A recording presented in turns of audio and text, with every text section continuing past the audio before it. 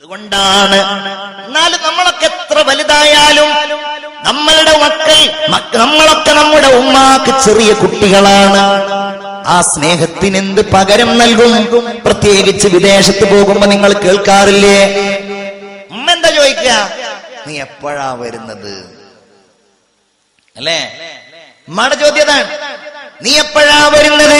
നിന്റെ അയൽവാസി പോകുമ്പോ, നിന്റെ റൂംമേറ്റ് പോകുമ്പോ നിനക്ക് വേണ്ടിയിട്ട് പത്തിരി ഉണ്ടാക്കി കൊടുക്കുന്ന ഉമ്മയുടെ സ്നേഹമുണ്ടല്ലോ. എനിക്ക് തോന്നാറുണ്ട് മലയാളത്തിൽ ഉമ്മയെ കുറിച്ച് ഏറ്റവും കൂടുതൽ എഴുതിയ ആള് വൈക്കം മുഹമ്മദ് ബഷീർ ആയിരിക്കും. വൈക്കം മുഹമ്മദ് ബഷീറിന്റെ പാത്തുമ്മയുടെ ആട് പരീക്ഷക്ക് എഴുതി വിജയിച്ചോരെ ഞാൻ ചോദിക്കണില്ല, പരീക്ഷ എഴുതിയവരെന്ന് കൈപ്പൊക്കിക്കേ. പാത്തുമ്മയുടെ ആട് പരീക്ഷ എഴുതിയവരെന്ന് കൈപ്പൊക്കിക്കേ.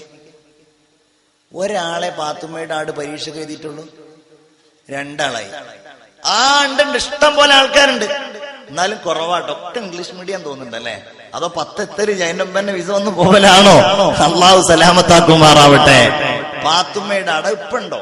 ഇപ്പൊ 10ലുണ്ടോ? അത് മക്കളെ 10ാം ക്ലാസ്സിലുള്ള ഉണ്ടോ? ഇപ്പൊ 10ലുണ്ടോ? അത് ഇല്ല, ഇപ്പൊ 10ലില്ല. പാത്തുമ്മയുടെ ആടിലാണ് ഉമ്മയെ കുറിച്ച് രസകരമായിട്ട് ബഷീർ എഴുതിയിട്ടുള്ളത്. ബഷീർ ഇങ്ങനെ എഴുതുന്നുണ്ട്. ഒരിക്കൽ ബഷീർ ഇങ്ങനെ ഒരിക്കൽ വീട്ടിലിങ്ങനെ ഇരിക്കുന്ന സമയത്ത് ഉമ്മ ഇങ്ങനെ വന്നു, മോനെ ഒരു 5 രൂപ വേണം. അപ്പൊ ബഷീർ വേഗം 5 രൂപ എടുത്തു കൊടുത്തു. ഉമ്മ കരഞ്ഞു. അപ്പൊ ബഷീർ കരുതി 5 രൂപ ഞാൻ കൊടുത്തതിന്റെ സന്തോഷം കൊണ്ട് കരയാണ്. ഉമ്മ എന്തിനാ കരയുന്നത്? എടാ, നിന്നോട് എനിക്ക് 10 രൂപ ചോദിക്കാൻ പറ്റിയില്ലല്ലോ, അത് ചോദിച്ചാൽ നീ എനിക്ക് അത് തരുമായിരുന്നല്ലോ എന്ന് പറഞ്ഞിട്ട് ഉമ്മ കരഞ്ഞു എന്നാണ് ബഷീർ പറയുന്നത്. പക്ഷേ ആ ഉമ്മയുടെ സ്നേഹം ബഷീർ ഇങ്ങനെ പറയുമ്പോ നമ്മുടെ കണ്ണ് നിറഞ്ഞു പോകും. ബഷീറിന്റെ ഒരു പുസ്തകമാണ് ഓർമ്മക്കുറിപ്പ്. അതിലാദ്യത്തെ കഥ അമ്മ. ബഷീർ കഥാകാരനാണല്ലോ. ഉമ്മയെ കുറിച്ച് എഴുതിയിരിക്കുകയാണ്. അപ്പൊ അദ്ദേഹം നാട്ടിൽ നിന്ന് വൈക്കത്ത് നിന്ന് ഓരോ ലേഖനങ്ങളും മറ്റുമൊക്കെ എഴുതി ഉപ്പു സത്യാഗ്രഹത്തിലൊക്കെ പങ്കെടുത്ത് ഇങ്ങനെ കിറ്റ് ഇന്ത്യയിലൊക്കെ പങ്കെടുത്തിട്ട് ഇങ്ങനെ പോവാണ്. പോയിട്ട് അയാളെ പുറത്ത് കണ്ടിട്ടുണ്ടെങ്കിൽ പോലീസുകാർ പിടിക്കും എന്നുള്ളത് കൊണ്ട് മൂപ്പര് ഹിമാലയത്തിലും വേറെ ഓരോ നാടുകളിലൊക്കെ ഇങ്ങനെ കറങ്ങി നടക്കുകയാണ്.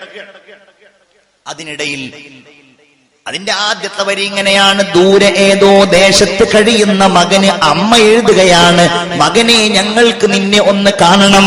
അക്ഷരവടിവില്ല, വ്യാകരണമില്ല, എന്നാലും മകൻ കാണാനുള്ള അമ്മയുടെ മോഹം ആ വരികളിൽ ഉണ്ടായിരുന്നു. അങ്ങനെ അവസാനം ബഷീർ തീരുമാനിക്കുകയാണ് എങ്ങനെയെങ്കിലും ഉമ്മയെ പോയിട്ടൊന്ന് കാണണം. ആരും കാണാതെ രാത്രി 3 മണിക്ക് ബഷീർ വൈക്കത്തെത്തി. അവിടെ നിന്ന് 7 നാഴിക അപ്പുറത്തുള്ള തലയോല പറമ്പിലേക്ക് ബഷീർ നടന്നു.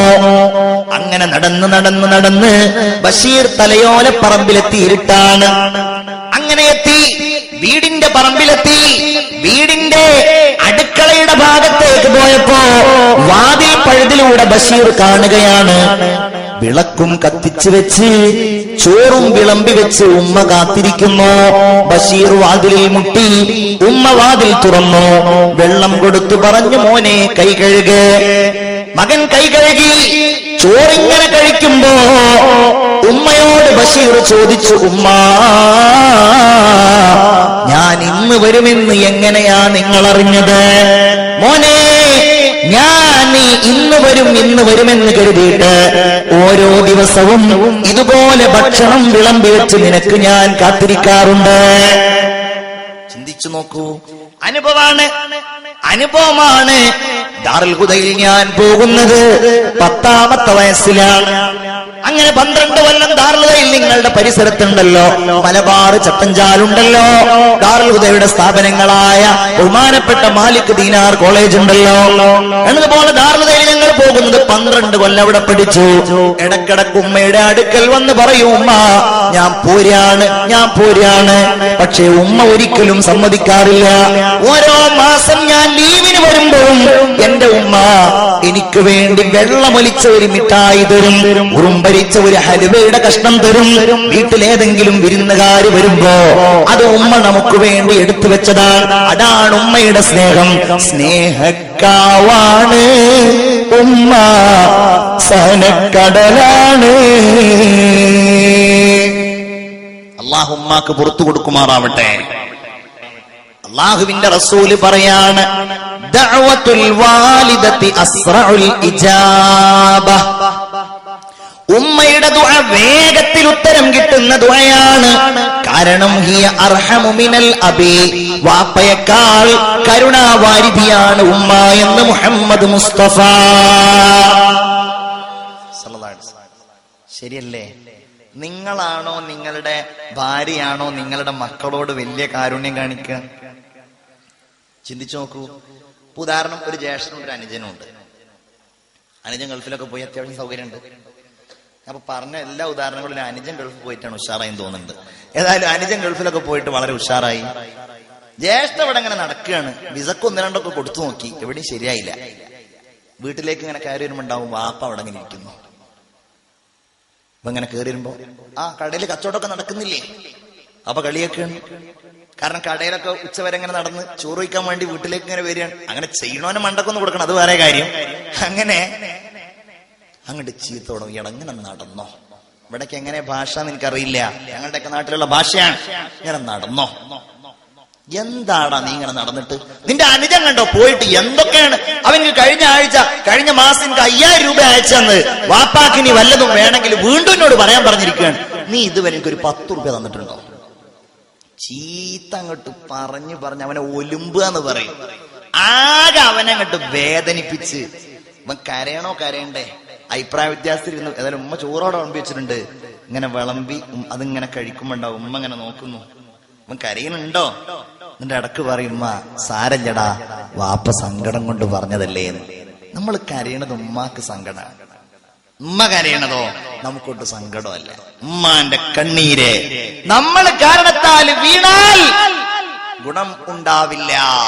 ഉമ്മ കാരുണ്യവതിയാണ്. ഹിയ അർഹമു മിനൽ അബീ. അല്ലാഹുവിന്റെ റസൂൽ സല്ലല്ലാഹു അലൈഹി വസല്ലമ തങ്ങൾ ഒരു സംഭവം പറഞ്ഞുവല്ലോ. ഇസ്രായീൽ അലൈഹിസ്സലാം ഏറ്റവും കൂടുതൽ റൂഹ് പിടിക്കുമ്പോൾ വേദനിച്ചത് നൂഹ് നബി അലൈഹിസ്സലാമിന്റെ കാലത്ത് വെള്ളപ്പൊക്കമുണ്ടായപ്പോ ആളുകളൊക്കെ ആ വെള്ളപ്പൊക്കത്തിൽ നിന്ന് രക്ഷപ്പെടാൻ വേണ്ടി ഓടുകയാണ്. ഒരു കുഞ്ഞുമായിട്ട് ആ കുഞ്ഞിന്റെ ഉമ്മയോട് വെള്ളം ഇങ്ങനെ പൊങ്ങി വരികയാണ്. വെള്ളം ഇങ്ങനെ വന്ന് ആ ഉമ്മ ഒരു മലയുടെ മുകളിലേക്ക് കയറി. വെള്ളം വീണ്ടും കുതിച്ചു വരികയാണ്. തിരമാലകൾ ഇങ്ങനെ വരികയാണ്. അവസാനം ആ പർവ്വതത്തിന്റെ ഉച്ചിയിലെത്തി.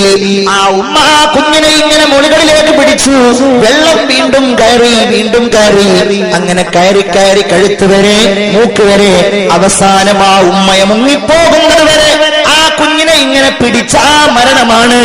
റൂഹ് പിടിക്കുമ്പോൾ അസ്രായേലിനെ ഏറ്റവും കൂടുതൽ വേദനിപ്പിച്ചതെന്ന് താരീഖിന്റെ കിതാബുകളിൽ തഫ്സീറുകളിൽ നമുക്ക് കാണുവാൻ കഴിയും. വിടൂല. ഞാൻ പോയാലും എന്റെ ജീവൻ പോയാലും എന്റെ കുഞ്ഞിനൊന്നും സംഭവിക്കരുതെന്ന് നമ്മൾ എത്ര വലുതായാലും മോഹിക്കുന്ന ആ ഉമ്മയുണ്ടല്ലോ. മാമിൻ റജുലിൻ യൻദുറു ഇലാ ഉമ്മിഹി നളറ റഹ്മത്തില്ലാഹ്. ഉമ്മയെ കാരുണ്യത്തോടെ ഒരാൾ നോക്കിയാൽ ഇല്ലാ കാനത്ത് ലഹു ഹജ്ജതൻ മഖ്ബൂലതൻ മബ്റൂറ.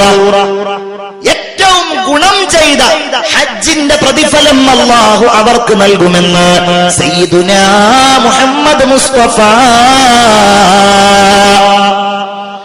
അല്ലേ? ലോകത്ത് എവിടെ പോവാനും കാഞ്ഞങ്ങാട് നിരാഹാര സമരം ഉദ്ഘാടനം ഉണ്ട്. അപ്പൊ അതിനൊന്ന് പോവണം. നിരാഹാര സമരം ബിരിയാണിയൊക്കെ കൊടുത്തിട്ട് അവസാനിപ്പിക്കുന്നുണ്ട്. അവിടെ ഏതായാലും പോകണം. അങ്ങനെ എല്ലായിടത്തും പോകാനും നമുക്ക് എല്ലാം റെഡിയാണ്. പക്ഷേ ഉമ്മാന്റെ അടുത്തുനിന്ന് പോയിട്ട് 5 മിനിറ്റ് ഉമ്മാനോട് വർത്താനം പറയാം. നമ്മൾ അങ്ങനെ ആവണം. റസൂലിനോട് സ്വഹാബി പറഞ്ഞു, നബിയേ, അങ്ങനെയാണെങ്കിൽ ഞങ്ങൾ ഒരു ദിവസം 100 തവണ ഉമ്മയുടെ മുഖത്തേക്ക് നോക്കും.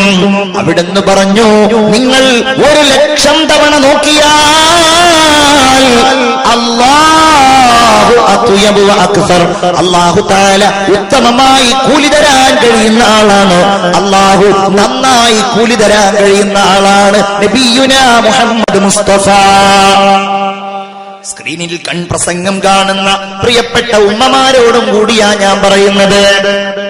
ഉമ്മമാരുടെ ഭാഗത്ത് നിന്ന്, പ്രത്യേകിച്ച് ചെറുപ്പക്കാരികളുടെ ഭാഗത്ത് നിന്ന് ഉമ്മയെ അവഗണിക്കുന്ന ഉമ്മ ഒരിക്കലും നിങ്ങളുടെ അടിമയല്ല. അങ്ങനെ വിചാരിക്കണ കുറെ ആൾക്കാരുണ്ട്. ഖിയാമത്തിന്റെ അടയാള അന്തലിദൽ അമതു റബ്ബതഹാ, അടിമ യജമാനന്, അടിമ സ്ത്രീ യജമാനനെ പ്രസവിക്കുക. ഉമ്മയെ കേവലം അടിമയെ പോലെ കാണുക. ഭാര്യ